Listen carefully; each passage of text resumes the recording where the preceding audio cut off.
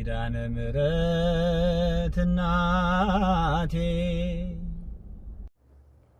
አንድ ጊዜ ዱባይ የሚባል ሀገር ቅዳሴ እንግዲህ በጣም ደስ የሚለው አረብ ሀገር ሲባል እኛ የምናስበውና እውነታ መሬት ላይ ያለው ነገር በጣም ይለያያልና ቅዳሴ ሲቀደስ መቅደሱ ውስጥ ያስቀደሰው በሙሉ ይቆርባል። በሙሉ ነው የሚቆርብ እና ሰው ሁሉ ሲቆርብ አንድ ልጅ ለበዓል መጥቶ እዛ ቆሞ ሲያይ ሰው ሁሉ ሲሄድ እኔም ልቁረብ ብሎ ተሰልፎ ተከትሎ ቆረበ። ቁርባን መሆኑን ራሱ አላወቅም። ከዛ ሲወጣ ቆራቢዎች በዚህ ጋር ሲባል አይኔ ቆራቢ አይደለሁም ማለትና ወደዛ ሄደ። ከዛ ሲሄድ እንዴ ኧረ ቅድም ተቀብለሃልና አሉት። ቁርባን ነው እንዴ አለ። ወይኔ እናቴ አለ። ብዙ ነገር ሳላይ አለ። አሁን ለዚህ ሰውዬ ስጋው ደግሞ መቀበል ማለት ሞት ነው። የዘላለም ሕይወት አይደለም፣ ሞት ነው ለሱ። አበቃልኝ አለ።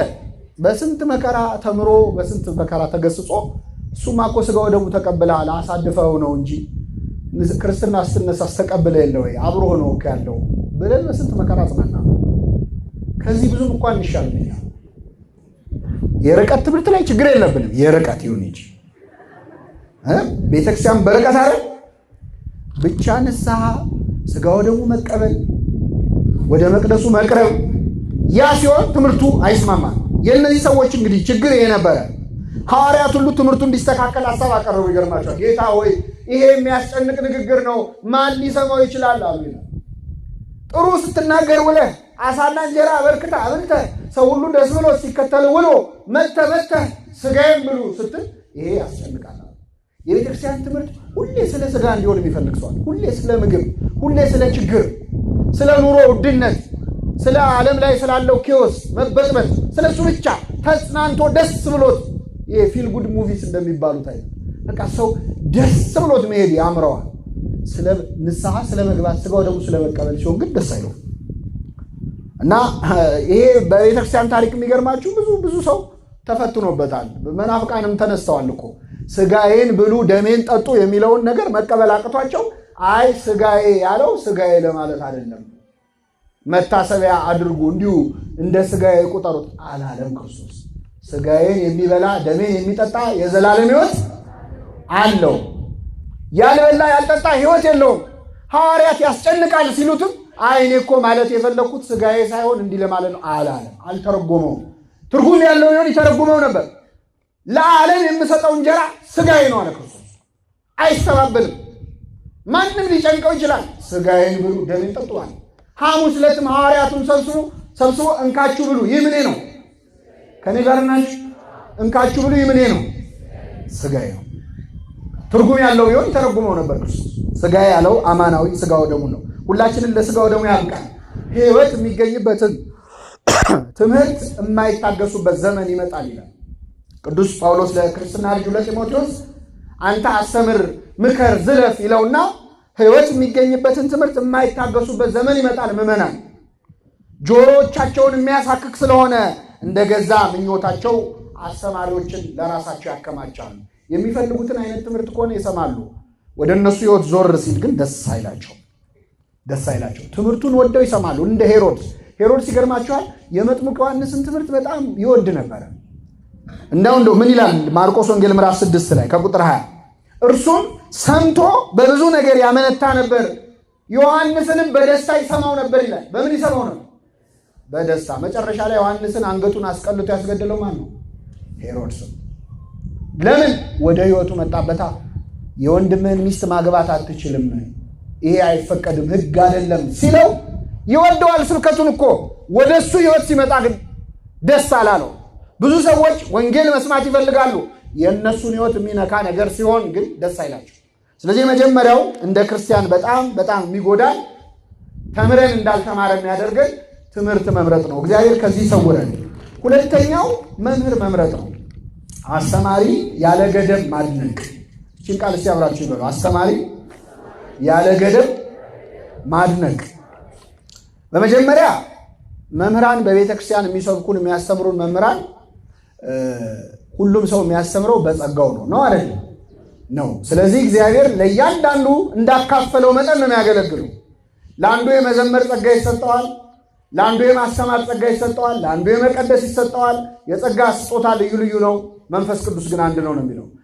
ለአንዱ መናገር ይሰጠዋል ብሏል ቅዱስ ጳውሎስ። ስለዚህ ሁሉም ሰባኪዎች አይደሉም፣ ሁሉም አስተማሪዎች አይደሉም። ሁሉም የሚያስተምረው ትምህርት ወጥ ነው፣ ዋናው ቃሉ ነው እንጂ የሚል ትምህርት የላትም ቤተክርስቲያን። በነገራችን በጸጋ ታምናለች። ቅዱስ ጳውሎስ ሁለተኛ ቆሮንቶስ ምዕራፍ 8 ከቁጥር 18 ላይ ምን አለ?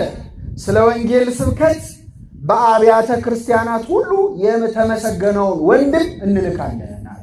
እስኪ በሉ ስለ ወንጌል ስብከት በአብያተ ክርስቲያናት ሁሉ ምን ያለውን የተመሰገነውን ወንድም እንልክላቸዋለን እንዲያስተምራችሁ።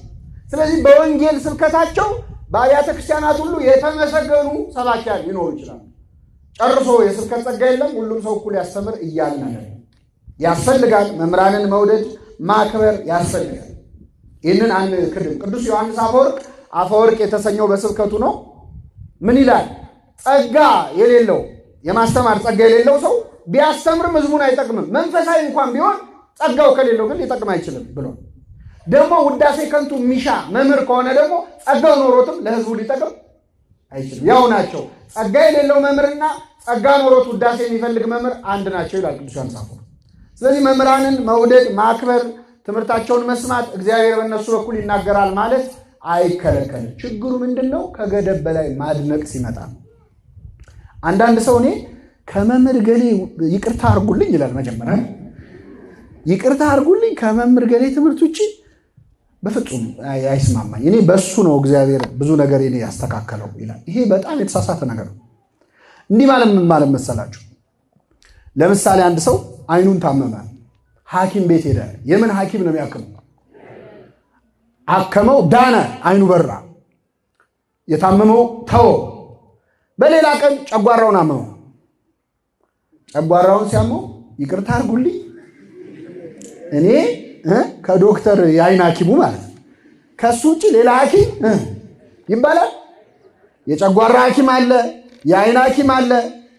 የሙያ አይነት የተለያየ ነው አይደል? የጸጋ ስጦታም ምንድን ነው ይላል?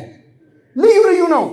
በአንድ ሰው በኩል እግዚአብሔር የሆነ ነገር ስለተናገረ ሁሌ ያን ሰውዬ ካልሆነ ሌላ ሰው አልሰማም ማለት እግዚአብሔርን ጌታ ሆይ እባክህ በገሌ በኩል ካልሆነ እንዳታናገረኝ ማለት እንደዚህ ከማድረግ ይሰወረ።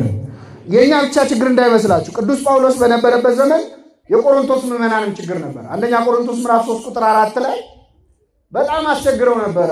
እንደ መንፈሳዊ ላናግራችሁ አልችልም፣ ምክንያቱም ገና ሕፃን ናችሁ ይላል ቅዱስ ጳውሎስ። ገና ሕፃናት አእምሮ ናችሁና ልገስጻችሁ ወደድኩ ይላል። እኔ የአጵሎስ ነኝ፣ እኔ የጳውሎስ ነኝ፣ እኔ የኬፋ ነኝ ትላላችሁ። ጳውሎስ ስለ እናንተ ተሰቅሏልን? ኬፋስ ስለ እናንተ ተሰቅሏልን? ብሎ ይገስጻቸዋል። የምርም የቆሮንቶስ ምዕመናን ጳውሎስ አስተማራቸው፣ አጵሎስ ደግሞ ብዙ ቆይቶ አብሯቸው ብዙ ነገር መሰረት አስጥሏቸዋል። እና አጵሎስ የብሉይ ኪዳንን እውቀት በጣም ስለነበረው የገማልያል ተማሪ ነው። በጣም ተወደደ በህዝቡ መሃል ማለት። ስለዚህ ሲወዱት ግማሾቹ እኔ የጳውሎስ ነኝ ማለት ጀመሩ፣ እኔ የኬፋ ነኝ ማለት ጀመሩ፣ እኔ የአጵሎስ ነኝ ማለት ጀመሩ። ስለዚህ ገሰጻቸው። ጳውሎስ ስለ እናንተ ተሰቅሏልን ካለ በኋላ መጨረሻ ምንድን ነው ያለው? ሁሉም ጌታ እንደሰጣቸው መጠን ያገለግላሉ ይላል። ማን እንደሰጣቸው? እሱ የሰጣቸውን ያህል ነው ያገለግሉት።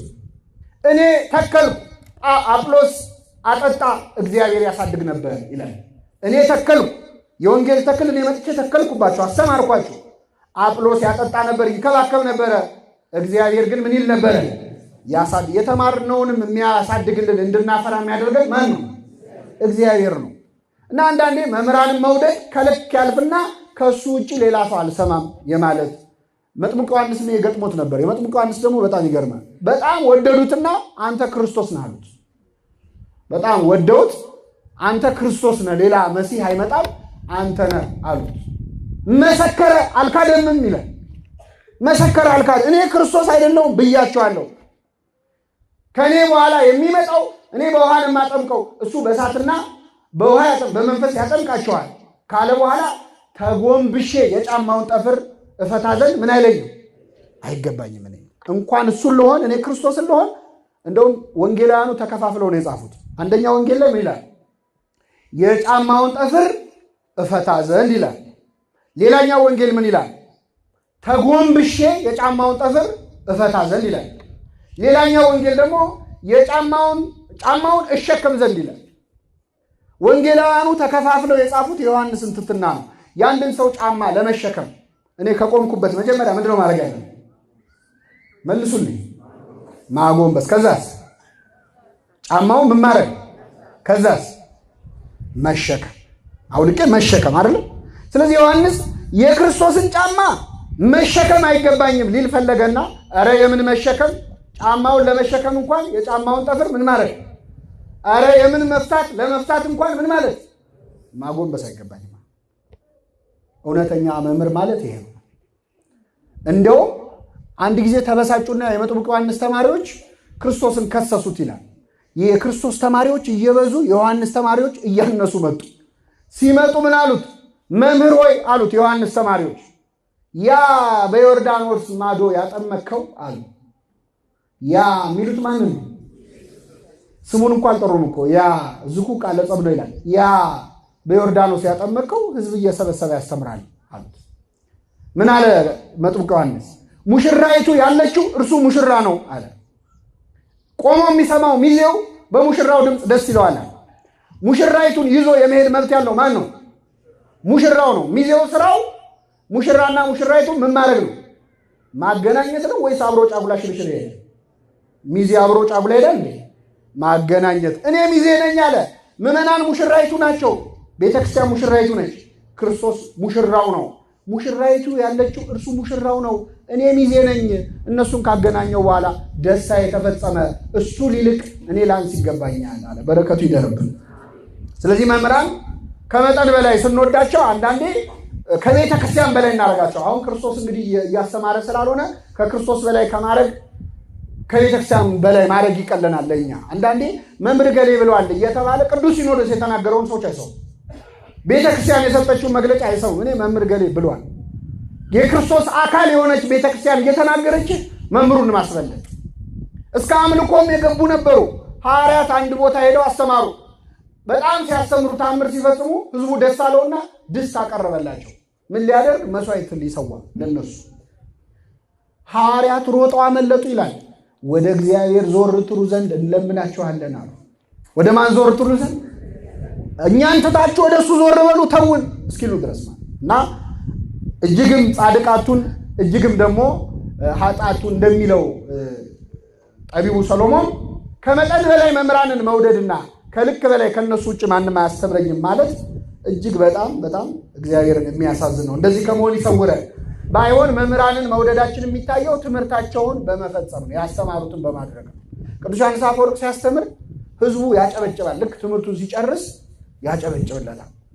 ከዛ በሌላ ቀን መጣና ምን አላቸው? ከምታጨበጭቡልኝ የተማራችሁትን ሂዱና በህይወት ኑሩት፣ ፈጽሙት። ያን ጊዜ ነው ደስ የሚለኝ አላቸው። ይህን አስተምሮ ሲጨርስም አጨበጨቡ። አይሰሙ እና በእውነት መምህራንን ከእግዚአብሔር በላይ ከቤተ ክርስቲያን በላይ ከፍ አድርጎ ከማየት እግዚአብሔር በቸርነቱ ይሰውራል። ምን ልናደርጋቸው ነው የተናገረው ራሱ ቅዱስ ጳውሎስ ዕብራውያን ምዕራፍ 13 ከቁጥር 1 ላይ ተዘከሩ መኳንንቲክሙ ዘነገሩክሙ ቃለ እግዚአብሔር፣ የእግዚአብሔርን ቃል የነገሯችሁን ዋኖቻችሁን አስቡ። በምን? በጸሎት ነው። በጸሎት አስቧቸው። የሚያስተምሯችሁን ሰዎች በጸሎት አስቧቸው። እሳት ላይ እንደቆሙ በሰው ፊት እንደቆሙ ለኃጢአትም ለጽድቅም የተጋለጡ እንደሆኑ አውቃችሁ የሚያስተምሯችሁን ሰዎች አስቧቸው፣ ጸልዩላቸው፣ እርዷቸው በሚያስፈልጓቸው። ቅዱስ ጳውሎስ ያዘዘን ይህንን ነው። ሶስተኛው እንግዲህ አንደኛ ትምህርት መምረጥ አለ። ሁለተኛ መምህራንን ያለ ገደብ መውደድ ነው። ሶስተኛው መምህራንን ማቃለል ነው። የዚህ ደግሞ ተቃራኒ መምህራንን ማቃለል ነው። በተለይ ለዚህ ትውልድ በጣም ፈተና ከሚሆኑ ነገሮች አንዱ መምህራንን በጣም መውደድ አለ፣ መምህራንን መጥላትም አለ። እኔ መምህር ገሌ ገና ሳይሆነው ደም የሚፈላው የሚል ሰው አለ። ገና ትምህርቱ ሲጀምር ነው የምዘጋው የሚላል። በምን ምክንያት? የተለያየ ምክንያት ይሆናል። አንዳንዱ በተለይ ትውልድ ብዙ ነገር ያነባል፣ ብዙ ነገር ይላልና ከኔ በላይ ምን ያውቃል አይነት ስሜት፣ ምን አዲስ ነገር ይናገራል የሚል ትዕቢት። ትንሽ ያነበበ ሰውማ በጣም አስቸጋሪ ነው። አንድ መጽሐፍ ካነበበ ሰው ተጠንቀቅ ይባላል።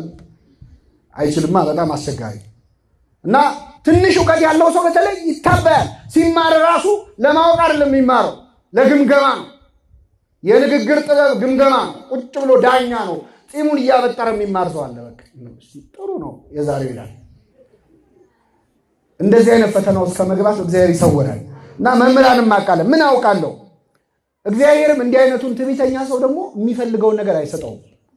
ምክንያቱም ለድሆች ወንጌልን እሰብካለሁ ነው የሚለው። ለምኖች? ለድሆች ማለት ነዳያነ ነፍስ ስለሆኑ መንፈስ ስለሆኑ አላውቅም ለሚሉ ሰዎች ወንጌልን እሰብካለሁ።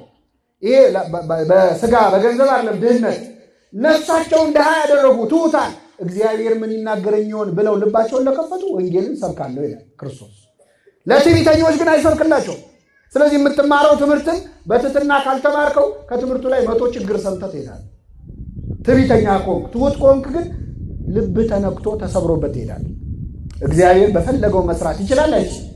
አንድ ጊዜ ምን ሆነ? ብፁዕ ወቅዱስ አቡነ ቄርሎስ የተባሉ ፓትርያርክ በረከታቸው ይደርብን አንድ ቤተክርስቲያን እያስተማሩ ሁለት ሰዎች ያልፋሉ በመንገድ ምዕመናን ናቸው እና አንደኛው ፕሮፌሰር ነው፣ ዩኒቨርሲቲ ፕሮፌሰር ነው።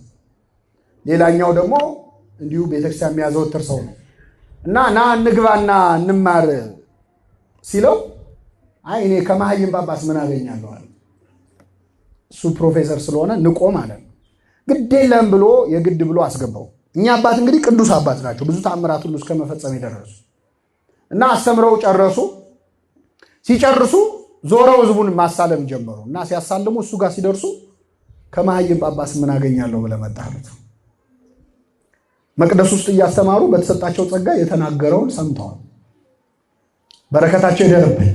አንዳንዴ በቃ ከኔ በላይ ምን ያውቃል አይነት ትዕቢት፣ አዋቂ ነኝ ማለት ወይም ምን ያልተማርኩት ምን አዲስ ነገር አለ ኑ ተማሩ ሲባሉ አንዳንድ ሰዎች ምን እኔ ኮርስ ሰንበት ትምህርት ቤት ብዙ እስመ ርዕስ አለ ክህደት ጸጊበ ትምህርት ውእቱ ይላል።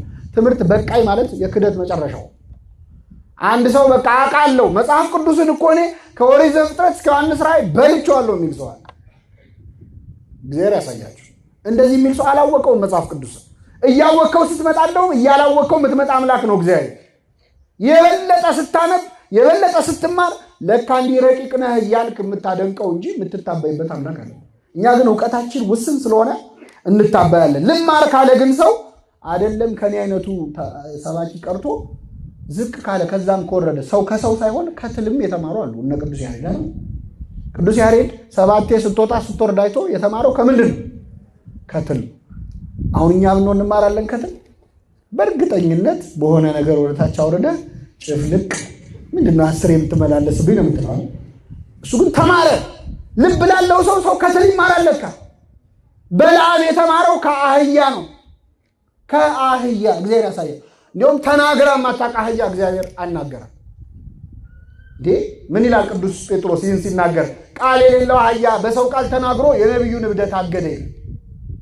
እስከ ዛሬ የምትቀመጥብኝ አህያ አይደለው? ለምን ትመታኛለህ አለችው። ስላላገጥሽብኝ ነው፣ ሰይፍ በእጄ ቢኖር ኖሮ ገልሽ ነበር አላት። ትንሽ የሚገርመው መልስ መስጠቱ። ይሰጣል ለአህያ መልስ። አሁን ውሻ ሄዳችሁ እንዴት አመሻችሁ ብል እግዚአብሔር ይመስገን ትላለህ? በለዓም ደንድኗል፣ ጭራሽ ያብራራል። እንደ ቤት ሰራተኛ ቆጠራት እኮ። እስከ ዛሬ ልማዴ ነው ስትለው አይ እስከ ዛሬ እንኳን አይ እስከ ዛሬ ተናግራ ታውቃለች? አታውቅም። እንዲህ ልብ ሲደፈን እንደዚህ ነው። ግን እግዚአብሔር ልናገር ካለ አህያንም ይጠቀማል፣ ትልንም ይጠቀማል። አይደለም ያንተ አይነቱን ሰው በአርአያ ሥላሴ የተፈጠረው ሰው። ስለዚህ ማንም ቢያስተምር ያስተምረኛል የምንልበት ስና እግዚአብሔር ያድነን።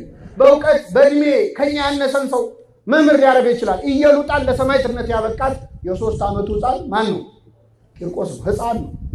ሕፃኑን ያናግራል። ቅዱስ ያዕቆብ ዘስሩግ ሕፃን ሆኖ ነው የሰበከው። ቅዳሴ ላይ ሮጦ ገባ። ቁርባን ላይ ሮጦ ሲገባ ጳጳሱ እየቀደሰ ነበረ። ሲያየው ሕፃኑን ተዉት መንፈስ ቅዱስ ጠርቶት ነው ብሎ በጽዋው ደሙን አቀበለው። ከዛ ልክ ሲጠጣ አንሰ እፈርህ 3 ግብራተ 3 ነገር ያስፈራኛል አለ ሕፃኑ። ስንት ነገር ያስፈራኝ? አንደኛው ነፍሴ ከስጋ የምትለይበትን ቀን ሳስብ እፈራለሁ አለ።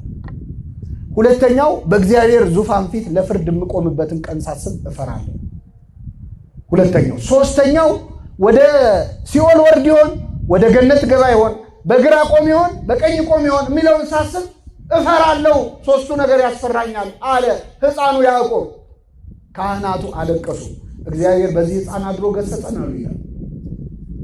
ልማር ላለ ሰው ምንም እውቀት የሌለውን ሰው ተጠቅሞ እግዚአብሔር ማስተማር ይችላል አይችልም? እግዚአብሔር ሁላችንም በቸርነቱ ያስተምረን።